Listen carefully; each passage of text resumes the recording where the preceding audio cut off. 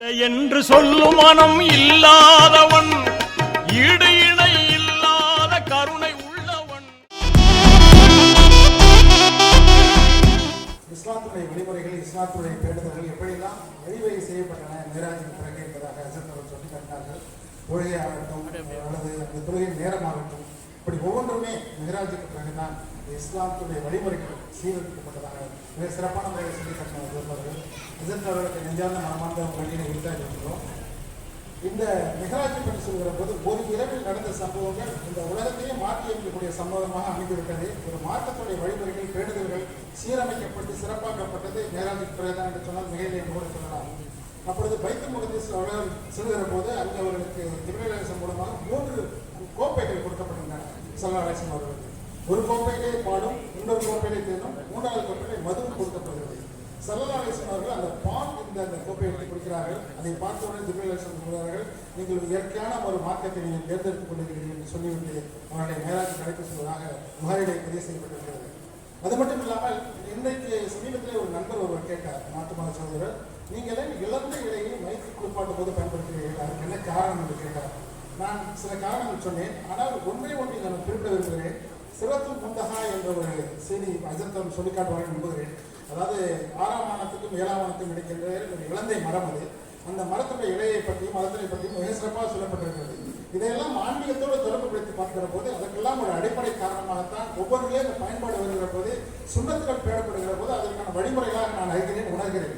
இதையெல்லாம் ஒரு ஆன்மீக சிந்தனை நாம் சிந்தித்து பார்க்கிற போது மனதிலே ஏற்படுகின்ற உணர்வுகள் இருக்கிறதுனால அதையெல்லாம் சொல்லி காட்ட முடியாது. அன்பானவர்களே, நாம் பயான்களை கேட்பது மட்டுமல்ல, நம்முடைய சிந்தனையில் அதை நிறுத்தி பார்த்து இது எப்படியெல்லாம் சிறப்படைகிறது என்பதை நாம் சிந்தித்து பார்க்க வேண்டும். அல்ஹம்துலில்லாஹ். அடுத்ததாக இந்த இஸ்லாம் கட்டமைக்கப்பட்ட விதம், இஸ்லாமியின் கட்டமைப்பு எப்படி என்பதை அழகாக சொல்லிக்காட்டி ஒரு வாழ்த்துறை வழங்குவதற்காக கட்டடக்கலை வந்தவர் கட்டமைப்பாளர் அன்பு தம்பி மிஸ்பார் ரஹ்மான் அவர்களை அன்போடு அழைக்கிறோம்.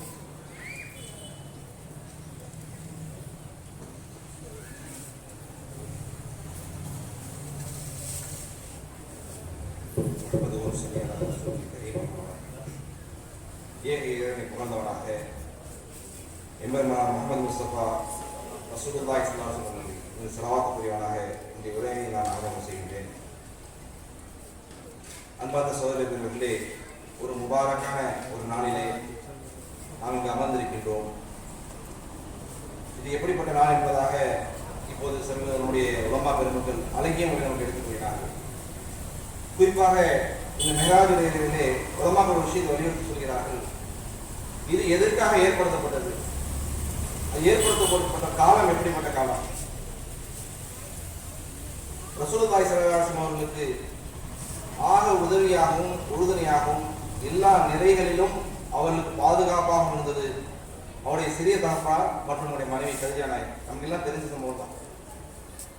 நபி ஸல்லல்லாஹு அலைஹி வஸல்லம் எப்ப நுபுவத்திலேயே அந்த பட்டம் கொடுக்கப்பட்டுச்சோ அப்ப சொல்றாங்க, ஜமீலுனி என்ன போத்துங்க இந்த சம்பவங்கள். இப்ப கதீஜா நாயகி தான் சொல்றாங்க, ஆறுதல் கொடுக்குறாங்க மனைவி, நீங்க கவலைப்படாதீங்க, நீங்க ஏழைகளுக்கு உதவி செய்யக்கூடியவங்களாகவும் அதான் சொல்றது எல்லாருக்கும் உதவி செய்யக்கூடியவங்களா நீங்க இருக்கீங்க, அல்லாஹ் உங்களுக்கு போதுமான சொல்லி ஆறுதல் சொல்றாங்க. அவ்வளவு நெருக்கடியில கதீஜா நாயகி ஆறுதல் இருக்குது. நபிக்கு ஆக உயர் மனதுக்கு ஆறுதல் தருகிறார். அதே போல ஒரு சிறிய தகப்பனார் அப்பாஸ் ரலியல்லாஹு அன்ஹு, இது இரண்டும் அவங்களுக்கு ஆக ஒரு பெரிய நெருக்கடியான நிலைமையாக இருந்தது. மன உளைச்சலுக்கு ஆளானது. அந்த சந்தர்ப்பத்தில் அவர்களை ஆறுதல் கொடுத்ததற்காக அல்லாஹ் தஆலா தன்னின் பொருத்தம் அழைத்தார். அதுதான் மெஹராஜ். அந்த அழைக்கப்பட்ட காலம் அல்லாஹ் ஒன்று நினைச்சதான் முன்னாடி அழைச்சிருக்கலாம், இல்ல பின்னாடி அழைச்சிருக்கலாம். அப்ப நபி ஸல்லல்லாஹு அலைஹி வஸல்லம் விடத்துக்கு ஒரு ஆறுதல் தேவைப்பட்டுச்சு. ஏன்னா ஆறுதல் சொல்றது ஒரு ரொம்ப சிரமமான நிலம். அந்த நிலைமையில அல்லாஹ் தஆலா தன்னிடத்தில் அழைச்சிருந்தார். இப்ப குறிப்பா இந்த மெஹராஜ் இரவுல நமக்கு எல்லாம் தெரிஞ்சதுதான் தொழுகை கடமையாக்கப்பட்டுச்சுன்னு சொல்லி. நண்பரை சோதரில் இன்னைக்கு அல்ஹம்துலில்லாஹ் அல்லாஹ்வுடைய உதவி கொண்டு நம்ம எல்லாருமே தொழுதுட்டு இருக்கோம், தொழுகையாளிகளாக இருக்கும். ஆனால் நம்முடைய தொழுகை எப்படிப்பட்ட நிலைமையில் இருக்குது இன்னைக்கே யோசிச்சு பார்த்துருக்காங்களா? இன்னைக்கு நாம ஒரு தொழில் செய்யறோம், ஒரு வியாபாரம் செய்யறோம், ஒரு உத்தியோகம் பார்க்கிறோம், படிக்கிறோம், எல்லாத்துக்கும் எப்படிப்பட்ட நிலைமை சொன்னா ஒரு பூர்ணத்துவத்தை விரும்புறோம், ஒரு பர்ஃபெக்ஷனை நாம விரும்புறோம். ஆனா நம்முடைய தொழுகையில எனக்கே யோசிச்சு பார்த்துருக்காங்களா? என் தொழுகை ஒரு பரிபூர்ணத்துவமான தொழுகையா இருக்குதா? எனக்கு யோசிச்சு பார்த்துருக்கோமா? உண்மையில நம்ம எல்லாரும் யோசிக்கணும்.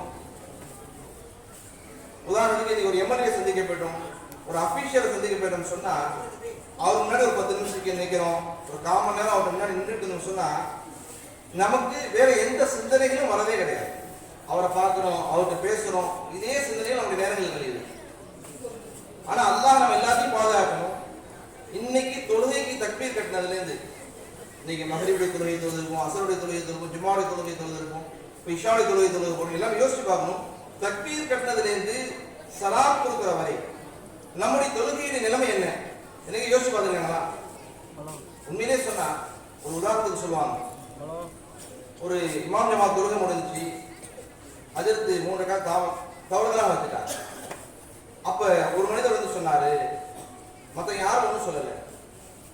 அப்போ ஒரே ஒரு மனிதர் மட்டும் வந்து சொன்னாரா, அதிர்த்து நீங்க 3 ரக்காத் தான் வச்சீங்க அப்படின்னா இஷால. இப்ப இவர் கேட்டாரு, மற்றவங்க யாருமே அமைதியா, இவர் அடிச்சு சொன்னார், அதிர்த்து நீங்க 3 ரக்காத் தான் வச்சீங்க. அப்ப கடைசியா கேட்க எப்படி இவ்வளவு உறுதியா நீங்க சொல்றீங்க அப்படின்னு கேட்க. அந்த மனிதர் சொன்னாரா, உதாரணத்துக்கு எனக்கு 4 கடை இருக்குது, நான் ஒவ்வொரு ரக்காத்திலும் ஒவ்வொரு கடையை பத்தி சிந்திப்பேன், எனக்கு 3 கடை தான் கணக்கு முடிஞ்சிருக்கு, இன்னொரு கடை பாக்கியா இருக்குன்னு சொல்லி சொல்றதுக்கு நல்ல வேடிக்கையாக இருக்கலாம். ஆனா இன்னைக்கு நம்முடைய தொழுகை நிலைமை அப்படிதான் இருக்கு. சஹாபாக்கள் தொழுகை எப்படி இருந்துச்சு? தக்பீர் கட்டினதுல இருந்து சலாம் கொடுக்கும் வரை வேற எந்த சிந்தனையுமே இல்லை. ஹயாத்து சஹாபாவோட சம்பவம் பதிவு செய்யப்பட்டிருக்குது. சுருக்கமா நான் உணர்ச்சிக்கிறேன். ஒரு சஹாபிகளுக்கு பிரயாணம் போயிட்டு இருக்காங்க, ஒரு மனிதர் வராரு, நீங்க போகக்கூடிய பாதையில இறக்கி விடுங்க. போறாங்க, காட்டுல 2 ரோடு பிரியுது. அவர் வழக்கமா போகக்கூடிய பாதையில போறாங்கிறாரு. இவர் சொல்ல இல்ல இல்ல நீங்க இந்த ரோட்ல போங்க, சீக்கிரம் போயிடலாம். அப்ப போனா காட்டுடைய எல்லை முடியுது. அப்ப அந்த மனிதர் சொல்றாரு, உன்னை கொலை செஞ்சு உன் பொருளை நான் எடுத்துக்குவேன். அந்த சாமி சொன்னாங்க, என் பொருளை எடுத்துக்க, என்ன விட்டுடு, இல்ல உன் கொலை செஞ்சுதான் உன் பொருள் எடுக்கும். அப்ப அந்த சாமி கடைசியா சொன்னாங்க, எனக்கு 4 ரக்காத் தொழுதுக்கு அனுமதி கொடுக்கும், 4 ரக்காத் தொழுது அனுமதி. சரி தொழுதுப்பான்னு சொல்லிட்டான். இப்ப அந்த சாமி தட்டு கட்டிட்டாங்க. நண்பர்களை சொல்லி யோசிச்சு பாருங்க, எனக்கு இப்ப மௌத்தாக போறேன், என் கடைசி தொழுகை என் தொழுகை எப்படி இருக்கும்? ஒரு பெரியவங்க கேட்கப்பட்டுச்சு, தொழுகையில எப்படி ஒரு ஓர்மையான தொழுகை எப்படி ஓர்மையாகும், எப்படி அச்சமான தொழுகை நான் சொல்ல முடியும்? இப்ப அந்த பெரியவங்க சொன்னாங்க, அழகா சொன்னாங்க, ஒன்றும் பிரச்சனை இல்லை, உன் வாழ்க்கையுடைய கடைசி தொழுகையா இது நினைச்சுக்க, கடைசி தொழுகை நினைச்சுக்க. அப்ப சொன்னாரு, என் வாழ்க்கை கடைசி தொழுகை எப்ப மௌத்து எனக்கு தெரியாது, அப்ப நினைச்சுக்க, இதுதான் என் கடைசி தொழுகை நினைச்சுக்க, தொழுகை சரியாடு சொன்னாங்க. இப்ப இந்த சஹாபி தக்பீர் கட்டிட்டாங்க, 4 ரக்காத் தொழுறாங்க. தொழுகையில் இருக்கும்போது துஆ ஓதுறாங்க. என்ன ஓதுன்னு தெரியும், துஆ ஓதுறாங்க. யாதல் அர்ஷுல் மஜீத் ஃபஅலல் லிமா சின்ன துஆ. ஹயாத்து சஹாபாக்கள் சமூக ஹதீஸ் வருது. 3 தடவை அந்த சஹாபில வந்து தொழுகையில் அந்த துஆ ஓதுறாங்க. ஒரு குதிரையில ஒரு மனிதர் என்ன செய்யறாரு, நேரா வராரு, அந்த மனிதர் கொலை செஞ்சுட்டாரு, இந்த திருடங்க. இப்ப இந்த சஹாபி நிம்மதியாக தொழுகையை முடிச்சுட்டு இவர் வந்து கேட்கிறாங்க, நீங்க யாரு என்பதாக கேட்கிறாங்க. அவர் சொன்னாரு, நான் 4வது வானத்துக்கு ஒரு மலக்குனாங்க. எப்ப நீங்க தொழுகையில இந்த மாதிரி ஒரு சத்தம் கேட்டுச்சோ, அந்த அரிசின் பக்கம் சத்தம் கேட்டுச்சு, 2வது தடவை ஓதுன அழைப்பு யார் அழைப்பு உங்களுக்கு உதவி செய்ய போறேன்னு கேட்டுச்சு, 3வது தடவை உங்களுடைய துஆ வந்து நான் இங்க வந்துட்டேன்.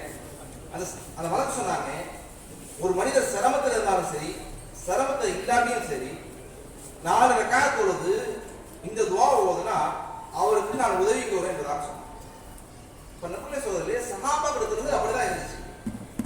இறந்த கழுதையை உயிர்ப்பிச்சு, இறந்த குழந்தையை உயிரோடு கொண்டு வந்துச்சு. இன்னைக்கு உங்களுடைய நம்முடைய தொழுகை எந்த நிலைமையில இருக்கு? வேணாலும் சோதரன் சொல்லி நம்முடைய தொழுகைங்கிறது உயிரோட்டமான தொழுகையா ஆகணும். இன்னைக்கு அதுக்குதான் நம்முடைய உலமாக்கள் வழிகாட்டுதல் இன்னைக்கு வந்துகிட்டே இருக்குது, பயான்கள் வலியுறுத்தப்படுது. அப்ப குறிப்பாக இந்த மெஹராஜ் இரவுல நம்ம எல்லாருக்கும் உள்ளத்திலையும் ஒரு உறுதியான எண்ணம் எடுக்கணும், இனி என்னுடைய வாழ்க்கையில எந்த தொழுகையும் நான் கலா செய்ய மாட்டேன், குறைந்தபட்சம் ஆண்கள் இமாம் ஜமாத்தை மிஸ் பண்ண மாட்டேன். இன்னைக்கு வந்து தொழுகையே நம்ம இருக்கும், ஆனா இமாம் ஜமாத்துடைய பேர் இந்த அளவுக்கு நம்மகிட்ட இருக்குது. இன்னைக்கு என்னையும் சேர்த்து தான் சொல்றேன். அப்ப குறைந்தபட்சம் இன்னைக்கு இந்த இரவுல நான் ஒரு அசாயம் ஒரு உறுதி எடுக்கணும், என் வாழ்க்கையில எந்த தொழுகையும் நீ கலா ஆக்க மாட்டேன், என் வீட்டில் உள்ளவங்களையும் கலா செய்ய விட மாட்டேன், உறுதியான எண்ணம் எடுக்கும். எப்ப நம்முடைய தொழுகை நம்முடைய வாழ்க்கை சரியா இருக்கும், நம்முடைய வாழ்க்கை சரியாக ஆயிடும். குர்ஆன் நல்லதா சொல்லி காட்டான். நிச்சயமாக தொழுகையாகிறது மானக்கேடான விஷயங்களுக்கு வெறுக்கத்தக்க விஷயங்கள் தருக்கும். அப்போ இந்த சம்பவத்தை முடிவு செஞ்சுக்கிறேன். அப்போ காலத்துல ஒரு மனிதர் இருந்தார். ஒரு கோப்பை எடுத்துட்டு போயிட்டு இருந்தாங்க. அப்ப அதுல இருந்து சால்னா கீழே போட்டுடுச்சு. அப்ப மனிதர் வந்து சொன்னாரு, அப்போ மாப்பிள்ள அபோனி மரத்தார் சொன்னாங்க, மகனே நீங்க ஒரு தொழுகையை சரி செய்யுங்க, தொழுகையை சரி செய்யுங்க. அப்ப பக்கத்துல இருந்து கேட்டாரு, இமாமராமன் கேட்டாங்க. இமாமராமன் வந்து தொழுகைக்கும் இதுக்கு என்ன சம்பந்தம் இருக்கு? கோப்பையில ஆள் எடுத்துட்டு போய் போட்டு இதுக்கும் தொழுகை என்ன சம்பந்தம் இருக்கு? இப்போ அபோனி மரத்தார் சொன்னாங்க, அழகான வார்த்தை சொன்னாங்க, ஒரு மனிதனுடைய தொழுகையில அந்த உறுப்பு சரியாக இருந்தா அந்த உறுப்பை கொண்டு எந்த விரும்பத்தகாத செயலை நான் சொன்னான். இப்ப என் கண்ணை கொண்டு நான் தவறான விஷயத்தை பார்க்கிறேன், என் கையை கொண்டு தவறான விஷயத்தை நான் செய்யறேன்னு சொன்னா என் தொழுகை சரியில்லைன்னு. ஒரே ஒரு சம்பவம், ஒரு சஹாபி நபிசாதம் சொல்றாங்க, யார் ரசூலுல்லாஹி ஸல்லல்லாஹு அலைஹி வஸல்லம் இந்த சஹாபி பகல்லாம் நோன்பு வைக்கிறாரு, தொழுகிறாரு, ஆனா திருடவும் செய்யறாரு, தொழுகிறாரு, எல்லாம் செய்யறாரு, திருடுறாரு. இப்ப நபி அலைஹிஸ்ஸலாம் அழகான வார்த்தை சொன்னாங்க, அவருடைய தொழுகை அந்த திருப்பிலிருந்து அவர் தடுத்தணும்னு சொன்னாங்க. திருப்பி தடுத்து கொஞ்ச நாள் போச்சு, வந்து சொன்னாங்க, யார் ரசூலுல்லாஹி ஸல்லல்லாஹு அலைஹி வஸல்லம் அவர் திருப்பிறதை விட்டுட்டாரு. இதுதான் தொழுகை. இன்னைக்கு தொழுகை வந்து இதுதான் எதிர்பார்க்கப்படும். இப்படிப்பட்ட தொழுகையாக நம்ம எல்லோருடைய தொழுகையும் ஆகிறதுக்கு ஒரு முயற்சி தேவை.